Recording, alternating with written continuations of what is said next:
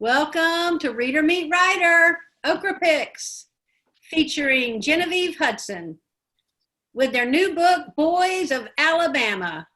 We hope to provide some retail therapy, entertainment, and distraction during this hour. I'm Wanda with the Southern Independent Booksellers Alliance. And now to today's writer. Originally from Alabama, Genevieve Hudson's writing has appeared or is forthcoming in McSweeney's, Catapult, Tin House, No Tokens, Book Forum, and other places. She was a finalist for a LAMBDA Literary Award and has received fellowships from the Fulbright Program, the MacDowell Colony, Caldera Arts, and the Vermont Studio Center. She is a visiting fiction faculty member at Antioch University, Los Angeles MFA program, and the author of Pretend We Live Here Stories. Boys of Alabama is her first novel. Hello, Genevieve. We're so happy you're here. Tell us how you're doing. Hi, everyone. First, thank you, Wanda, for that wonderful introduction. And hello, everybody. Thanks for joining us this evening. I'm really excited to be here and to talk to y'all about Boys of Alabama, which, as Wanda said, is my first novel. To give you a little bit of a background on the novel, it's about a young boy, Max, who is a German teenager who immigrates with his family to a small fictional town called Delilah in Alabama. And Max is gay, he's a queer teen, and he also has a strange power that he's keeping hidden from other people. And when he comes to Alabama, he's pulled into this very different world of football. He joins the football team, and a strange kind of strain of Southern Christianity, where there's kind of a judge, political figure who is getting people to do his work, and it seems a little bit suspicious, but Max is very taken with this new idea of community. While at the same time, he's drawn to another person in Alabama, a gothy outsider kid named Pan, who Max falls in love with, and Pan appeals to this other side of his personality. And so Max is really confronted with these two different draws in this strange new place. You know, the more conventional, masculine world of high school football, where there's some other darker dealings going on, and then also this other side of him that feels a little bit more dangerous to indulge in with Pan. And the two of them set out on an adventure, and there's some big choices that they have to make that will have big consequences for both of them. It was really fun to write a book set in my hometown of, or not my hometown, but my home state of Alabama. I wrote most of this book while I was living abroad in Amsterdam, where I lived for 6 years, and coming back to Alabama to think about and research the book was a kind of a really important and creative and life-giving experience for me. And so I'm really excited to be able to share a little bit of it with y'all. I'm going to read from two different places in the book that I have not read from before. So I'm giving y'all a little bit of a treat. I usually have two go-to places that I love to read from, and I was thinking like it'd be fun to read a little bit of a different place to y'all. And then I know later we'll get into some questions and kind of engage the audience, but let's start by giving you a taste of kind of the language and the feel of the book. So I don't think you need a lot of context for this first passage, but to just give you some, Max, as I mentioned, he has joined the football team in Alabama, high school football team. They're not very good, but he's excited to be a part of it. And one of the boys on the football team, his father, the judge, is running for governor of the state. And he's an extremist, a religious extremist, and is also kind of up to some darker things behind the scenes. He has his own personal agenda. But Max is taken with him, and the judge does have some alluring qualities. So I'm going to read to you from a scene where Max is at a campaign luncheon for the judge. When the judge got on his knees on the well-laid oak porch, Max almost expected a beam to shoot down from the heavens. Light him up or smite him, Max wasn't sure which. He closed his eyes. Was that what prayer was? Just closing his eyes? He wasn't sure what was supposed to happen after that. No God spoke to him. But for the first time, he wondered if he could find a God in there, in the black silence of his own brain. He made his mind say, God? It was completely silent. He was alone with himself, just like always. He squinted at the judge through his pretend prayer. It unsettled him to see this noble man on his knees, mumbling to himself, but it moved him too. Max wanted to get on his knees. He wanted to humble himself before something great. The judge began to shake, so Max closed his eyes again. He didn't want to see it. The judge had the ability to change people. The bodies in the crowd had been changed. They shook and trembled the same way the judge did. It was as if the judge possessed the power to twist and bend the will in the bodies of the people before him. The people who watched. Max wondered if the judge knew the limits of his own power. The judge's power reached out and it grabbed Max by the heart, and he felt the judge wrap around his beating pulse. Power entered him. Was that God? I have seen death, my friends, said the judge quietly, slowly. I have seen death and I have seen the devil. I've looked him straight in the red of the eyes, and I am here to tell you that the way of the Lord is not easy, but it is good. The world is a battlefield, and the right path, it's not always kind, but it will make sense in the end. God never promised us ease. He promised us love. He promised us himself in exchange for eternal life. Commit yourself to him and be free. The prayer ended and people were released back to conversation. But something strange and unsettling roiled through the bodies beside him. One man began to act hyper. He laughed loud, too loud, and spit flecks of a burger onto the faces of the other men while they talked. Max wondered what it was the judge had just done to people. Max wondered because he felt it too, that surge of cortisol cruising his veins, swelling them thick as they could go. Maybe that's what God was. Maybe God was power. Max wanted more of it, whatever it was, even though it scared him. It scared him in the way drugs scared him. The moon remained, even in the daylight. A moon so bright the sun couldn't wipe it away. He concentrated on its craters, the blemished and intricate topography he could trace from the backyard. He might not understand science, but it still made him feel small. On his way out, the judge walked past Max. He stopped. He raised a finger above him and drew it through the air and touched Max right on the chest.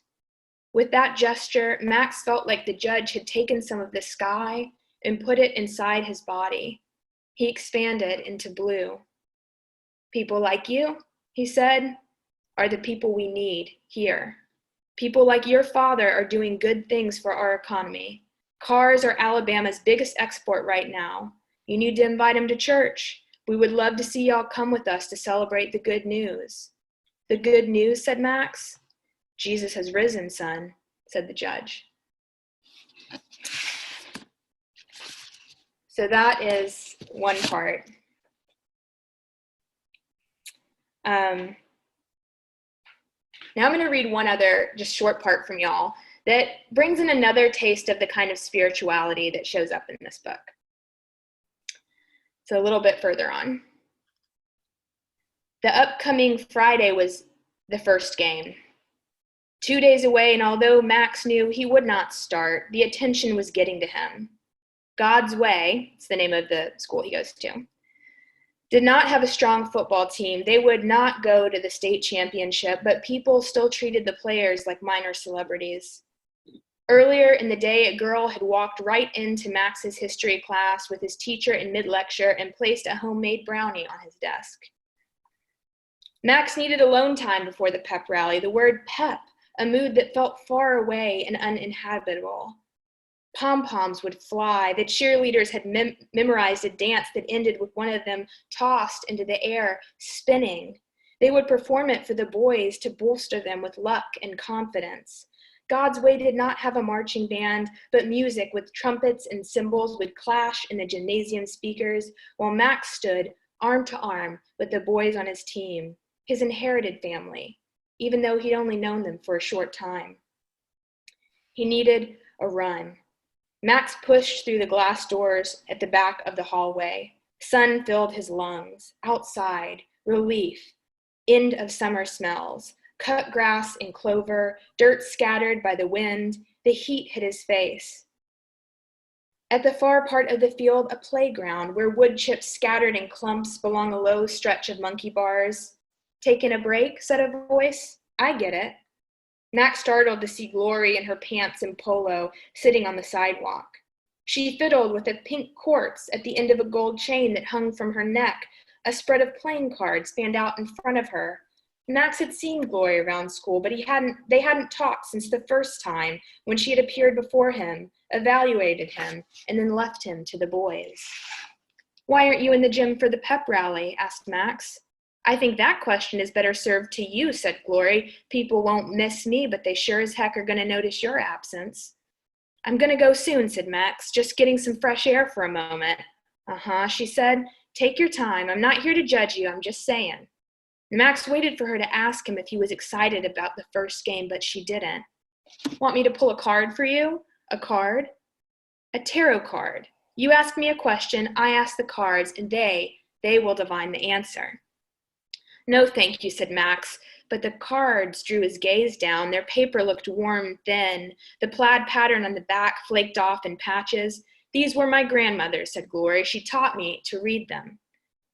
I'll ask one question, said Max. He couldn't help himself.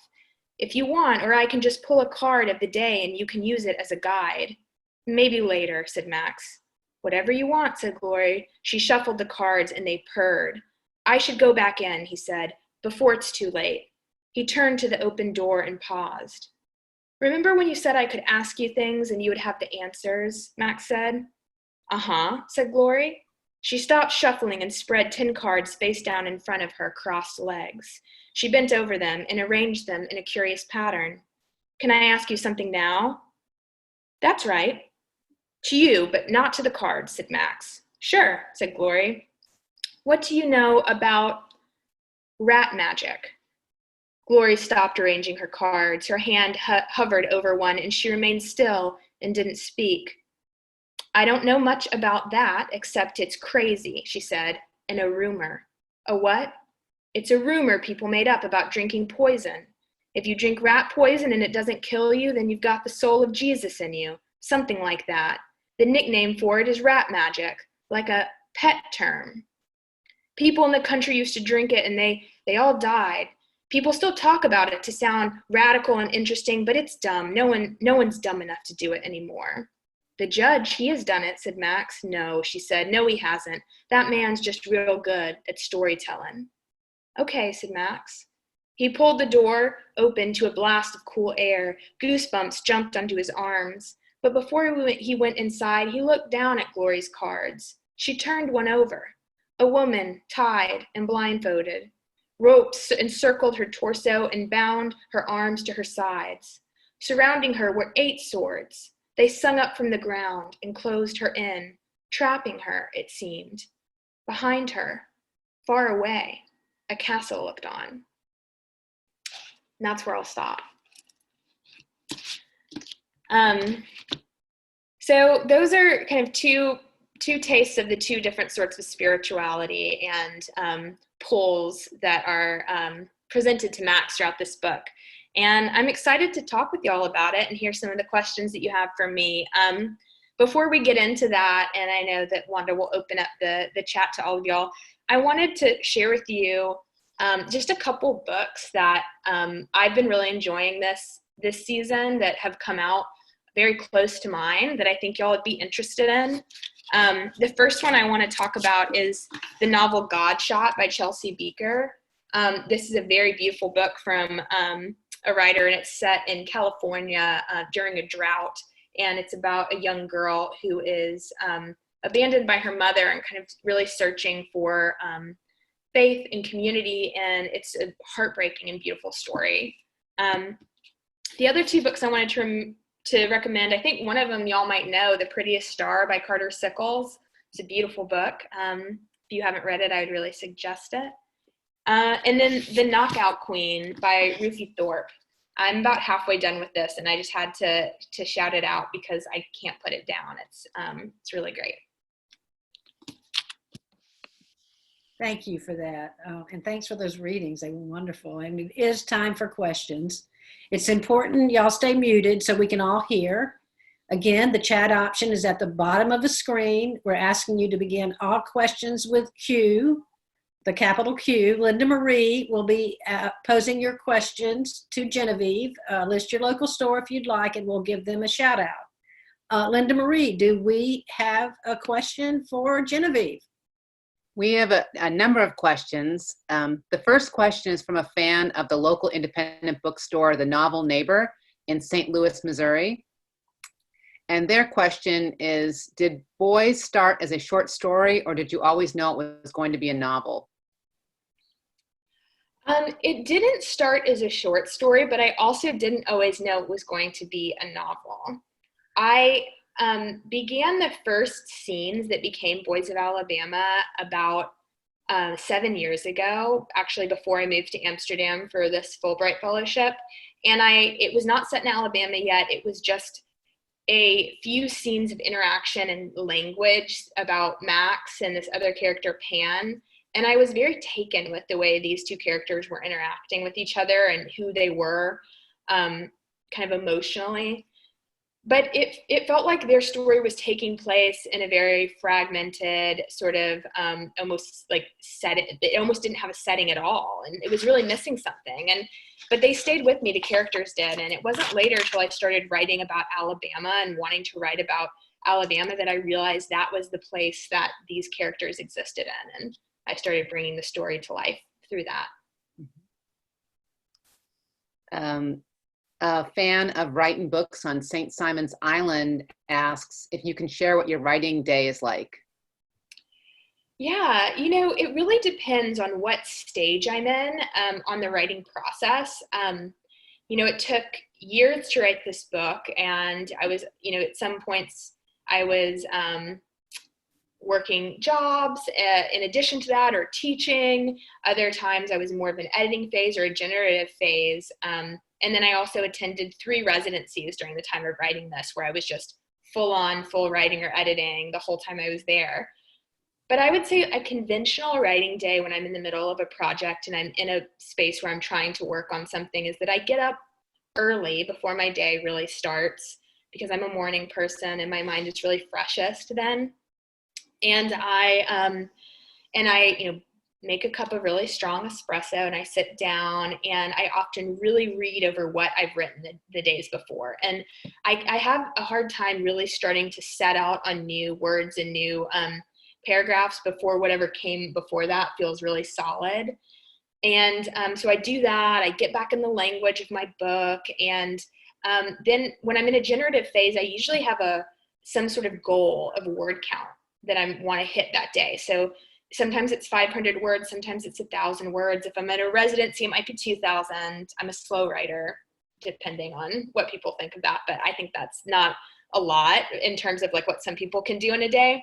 And then I'll hit that. And then, if I have a full day of writing, then I'll go to reading some and, kind of thinking, maybe go on a long walk. And then I might write a little bit more at the end of the day. And I also like to have my desk sort of as like an altar to creativity in some kind of way. I have books that either my friends wrote or that I find to be North Stars. I have a little kind of mantra that I have up, and some stones and plants and things that kind of make me feel very like in the spirit of writing. I actually can read my mantra to you that I have right here that says, "Any practice done consistently over a long period of time with love in your heart produces results."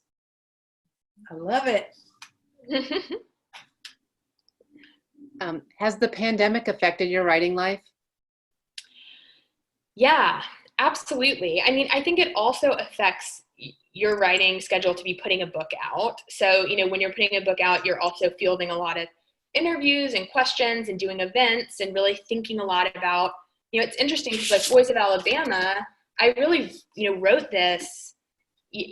I finished writing it like a year ago or longer and have kind of moved on, but then you're sort of going back to a project that you had sort of begun to move through. And so it's interesting to really then be re-immersing yourself in this world and kind of really feeling into it again. I've, heard other writers talk about that too, how it's interesting because, by the time a book is coming out, you've really been done with it for a while. So it's interesting to then like go back and like bring that to life and sort of put aside whatever else you were working on. But I actually have found myself to be a lot busier during this time where we're all sheltering in place than I was before, and kind of fielding everything from my house feels a little bit more chaotic, but I am still getting into those early morning writing days. Mm-hmm. A fan of Quail Ridge Books in Raleigh, North Carolina asks, do you consider this novel to be YA or adult? That's a question I've gotten a lot. I think it's a great question. I think that there are some crossover elements to this book, which is, what you think of when you think of like it crossing over between adult and YA, but it's definitely an adult book. And I think it could be available to some YA audiences, but there are some really dark themes. And so I'd be careful about, making sure that whatever YA audience was reading it, that you or whoever it was like knew about the themes that they were going to encounter and that felt okay for where they were in their development. Another viewer asks, how autobiographical is the book? It's very different. The protagonist is a gay boy, and he's German. He's moving from Germany. I did, live in Holland for many, many years, but, I'm American. And so it's not biographical in that sense, but there's a lot of me in this book. And there's a lot of me working through kind of themes that I dealt with when I was young. There's a lot of me processing sort of the place that I grew up, the communities I grew up in, different encounters with religion I've had throughout my life. So it's a lot of, my own sort of filtering through my consciousness and my worldview as much as it is also a world entirely of its own. Mm-hmm. Another viewer says, I adore these characters so much and love the book so much. Do you think you will ever return to these characters in another project? That's very sweet also. Thank you. I also love a lot of the characters in this book, and it's sad to kind of be moving on in terms of, what I'm working on now. I do think it's interesting when characters kind of crop up in authors' future works, or when there's some kind of conversation or linking between worlds and stories. I could see myself doing that at some point, but what I'm working on now does not, overtly connect to the world or the characters in Boys of Alabama. Mm-hmm. Another fan of Quail Ridge Books asks, were you a writer when you were younger? When did you figure out that was what you wanted to do? I have always loved reading. And my dad was a big reader. He read science fiction voraciously, and he, also would read me like the Hardy Boys. I remember him reading To Kill a Mockingbird to me when I was young, and we pretended like he was Atticus and I was Scout, and he really instilled this kind of love of literature, and I love to live in the world of books. And every time I would read a book, I would want to write a book or I would want to like write something too. I've kind of always had that aspect to my personality where when I'm really enjoying something, I want to like participate or I want to do it. And so I think to me, it felt magical the way that writing or authors could almost like conjure an experience, an emotional experience that I felt was so private to me, or some kind of observation that I thought only I had, but then lay it out there in language to discover. It was such this sort of, felt like fate. There was something kismet about it. And I thought, wow, such a beautiful thing. I want to be able to do that in some way, or I want to be able to speak to the universal through my own specific observation or experience. And so I think that, you know, from those early moments, the sort of desire or drive to write was in me. Mm-hmm. Can you tell us about what you're working on now? It's very early, but I am writing a novel that it's adult characters. So, you know, people, they're like some young 30-somethings, late 20-somethings, 30-somethings, and it's about, you know, the narrator has come to a crossroads in their lives, and they are making a big change, and it's going to lead to like a road trip with them and their best friend down to where they used to go to college for a reunion in the Deep South. That sounds great. A fan of the Bookworm in Powder Springs, Georgia, writes, "My dad was also the one that led me to the life of a book lover. Do you find yourself now reading books he would have read that you normally would not have picked up?" I haven't had that experience. I think that I think that there were, I mean, in some ways, yes. I think there are books that I will gravitate towards or think about that I think, like, my dad would like this. I should let him know about it, and I'm interested in reading a little bit of it too. Like, I'm often sending my dad books, but I almost think it's more of me encountering books that I don't think would be in his wheelhouse or that he would discover on his own, that I kind of want to expand his repertoire a little bit by introducing him. A fan of Hub City Books in Spartanburg, South Carolina, asks, what are a few of your favorite books? Yeah, there's just so many. Basher Out of Carolina by Dorothy Allison is one of my favorite books. Giovanni's Room by James Baldwin. I loved reading the diaries of Susan Sontag. Bluets by Maggie Nelson is a favorite book of mine. These are all like very different books. A book I read recently that I just really adored was When I Grew Up, I Want to Be a List of Future Possibilities by Chen Chen.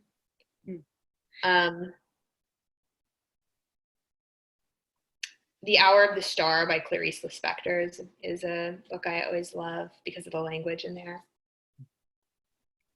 Oh, you know, actually, my very favorite book, it's funny that I didn't say this one first, is Autobiography of Red by Anne Carson. Are there any other books or writers that have influenced your writing? Yeah, I mean, I think the ones I just named, those writers definitely are the biggest influences to me. Alison Bechdel, the graphic novelist, is a big influence of mine. In addition to, you know, who I named, which is Dorothy Allison and James Baldwin, and Anne Carson, which are three very big influences.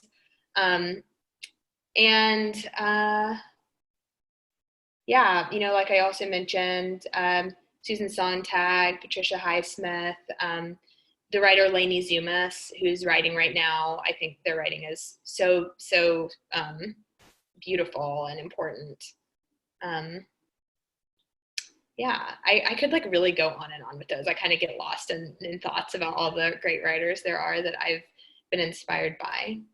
Oh, you know, Garth Greenwell and Alexander Chee also are two writers whose work is really powerful and influential.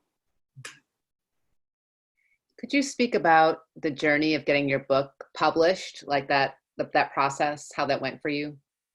Yeah, I was living in Amsterdam, and I had finished a draft of this novel, Boys of Alabama, in a very different form. It's a lot more fragmented. It was a lot shorter, actually.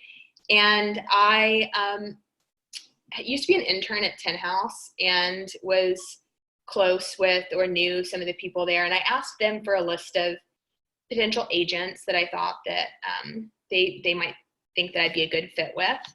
And I started to query some of them. And I got, you know, the person who ended up being my agent, was really the best fit I could have ever dreamed of. I adore her. And, she read my book, and I really saw, I loved the other writers that she represented, and the way that she thought about my book and language and her style. And we really clicked. And so she signed me, and we actually spent a year and a half or more editing the book together. And then we went out on submission with it and had a few different offers. And I really, I had a phone call with my editor who ended up buying the book. And I just kind of, like with my agent, I just thought, this person really gets what I'm trying to do in this novel. And I want to work with her and her mind and the way she thinks about things. And that was, it's kind of journey into life. Were you involved in the decisions around the cover? You have a very beautiful cover for your book. Thank you. I know, it's really beautiful. Actually, the woman who did the hand lettering for the Boys of Alabama and my name actually contacted me recently and sent me like the test sheet where she was doing the lettering. And it's like, it shows like the boys and like a bunch of B's and my name. And I'm going to frame that, I think, because it feels really special to have it. Just kind of the scribbling sheet. But I wasn't really that involved with it. I did, send a kind of mood board to my publishing house of what I liked, covers I liked, and why I liked them. And they sent 3 different versions back, and 2 of them were very close to what we have now. One of them was what we have now. And I said, like, I love this direction. And we kind of explored a few other options that always came back to what it was. Mm-hmm. Did you have a music playlist that you listened to when you were writing? I did make at one point a playlist for the book that was like all this like Southern country music, but I didn't actually really listen to that while I was writing. It was more like just kind of fun to do, to think about the world of the book. When I write, I actually listen to these like things called theta waves, which are supposed to bring your brain into deeper states of consciousness and creativity. And I listened to that, and I listened to Philip Glass and some other more ambient kinds of music. I can't really listen to anything with words when I write, but I do like to listen to sort of like a dream state music. Another person asked, how did living in Holland influence your writing? Well, it gave me a lot of time to write, which was wonderful. Because I had 10 months of being just on a fellowship there where I was just writing. And then I worked as a freelancer, doing different kinds of work for advertising agencies and stuff while I was there. And I only worked a couple of days a week, and I was pretty busy. And so I was able to structure my life in a way that gave me more free time. And I think just also being in a new place and the kind of confidence that it comes from navigating a new city and taking in new sights and sounds and smells and cultures is really like energizing. And that experience made me really want to write and to create new worlds and to think about what I was seeing. And I think that also influenced me creating a European character as my narrator too. Yeah. Linda Marie, we have time for one more question. Okay. A listener asks, will you ever please share that Southern playlist? Yeah, I wonder if I can still dig it up. I'm not really sure. Yeah, if I could find it. It was a Spotify playlist, and I did keep it for quite some time, so I'll see if I can. Would you call it a Boys of Alabama playlist? Like, would it be a good playlist to listen to while you were reading the book? Not necessarily while you're reading it, but during the time that you're reading it, would it match the book? Yes, I think so. So if you would share that with us, we would share it with all the stores, and we would run it with the video and with the information about the book. I'll find it. Yes, that would be wonderful. That would be wonderful. And another question I saw on here that I'm just curious about, is there a place where folks can either one, order a signed copy, or are you signing book plates that stores could request? Should I talk to somebody about that? Yeah, I know that my publicist is organizing some book plates. I've signed like 200 of them. Okay, and I will make sure that all of the stores know they can get the signed book plates so that people can at least get the book signed with a signed book plate in it. I know Square Books has requested some book plates already. So. Okay. And Square Books is involved with us today. So, so yeah, we can get them with signed book plates. If I learn about getting signed copies from somewhere, I'll also let you know. Thank you so much, Genevieve, and thank you, everyone. This was wonderful. And if you enjoyed it as much as I did, let your bookstore know. Order the book from them. And we will be scheduling more authors, so be in touch with us for how this could be better for you. And order Boys of Alabama from your local independent bookstore.